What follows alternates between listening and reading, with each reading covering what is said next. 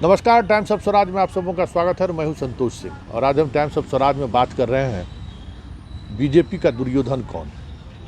जी हां, ये सवाल अब बीजेपी के कार्यकर्ताओं के बीच होनी शुरू हो गई है कि आखिर इस पार्टी का दुर्योधन कौन है।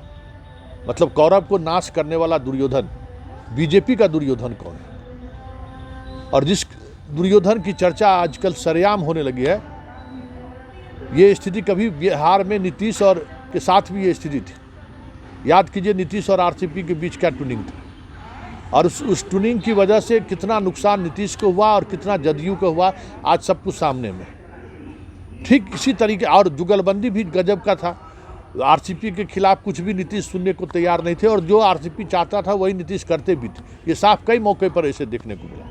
पिछले चुनाव में भी हार में आरसीपी की बड़ी भूमिका रही। ठीक इसी तरीके का एक दुर्योधन जिसकी चर्चा बीजेपी में इन दिनों काफ़ी जोर शोर से हो रही है, वो दुर्योधन कोई और नहीं, अमित शाह है।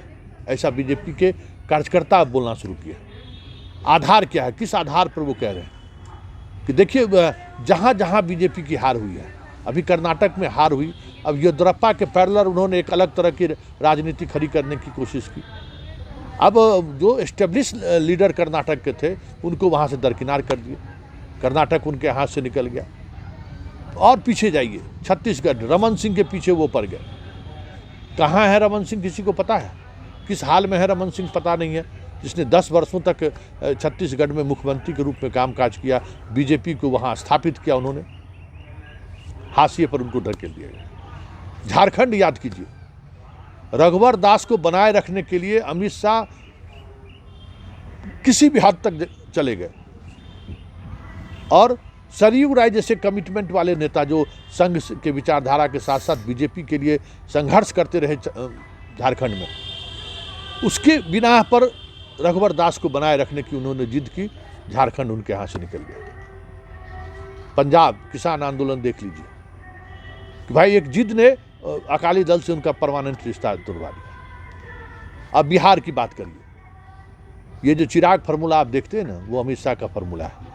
आज भी नरेंद्र मोदी चिराग को लेकर सहज नहीं है, लेकिन अमित शाह आज भी चिराग को लेकर घूमते हैं, कभी कभी मौका मिलता है तो। उन्होंने क्या किया, चिराग के सहारे नीतीश को कमज़ोर किया। नीतीश चुनाव हारे, ये कम हुआ। जब सरकार बनाने की बात आई तो अड़ गए कि सुशील मोदी को बाहर करिए। जिन लोगों के सहारे बिहार में राजनीति करने की कोशिश की, क्या हश्र हुआ सबके सामने है। विजय सिन्हा जैसे लोगों को विधानसभा अध्यक्ष बनाकर नीतीश पर रोजाना हमला कराना शुरू कर दिया। मतलब पार्टी और संगठन का जो सरकार पर जो भरोसा था, वो भरोसा पूरी तौर पर टूट गया।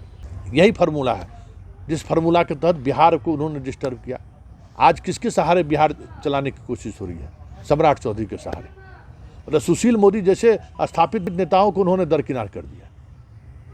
तो ये अब पार्टी के अंदर ये खुलकर चर्चा होने लगी है कि भाई बीजेपी में अमित शाह दुर्योधन की भूमिका में है और उन्होंने पूरी पार्टी व्यवस्था को अपने अहंकार की वजह से समाप्त कर दिया है। साहब अब योगी पर लगे हुए हैं, विश्वकर्मा को आगे बढ़ा रहे हैं। मतलब पूरे बिहार के देश की राजनीति देखिए, वसुंधरा राजे के खिलाफ लगी हुई है, शिवराज सिंह चौहान के पीछे लगे हुए हैं कि आपको भाई गद्दी छोड़ के जाना होगा, नहीं तो जो हम कहते हैं उसके अनुसार करिए। तो ये है परेशानी, और यही परेशानी बीजेपी के लिए आने वाले समय में नासूर बन जाए तो कोई बड़ी बात नहीं होगी। क्योंकि नितिन गडकरी के साथ भी रिश्ता खराब हुआ है, शाह उसके पीछे है। राजनाथ सिंह की जो चुप्पी है उसके पीछे भी शाह है। मतलब बीजेपी में जो कुछ भी हो रहा है उसके पीछे शाह है और मोदी मौन है। ठीक उसी तरीके से जिस तरीके से नीतीश कभी आरसीपी को लेकर मौन रहते थे। हश्र क्या हुआ जदयू का वो सामने है और बीजेपी का क्या हश्र हो रहा है वो भी सामने है।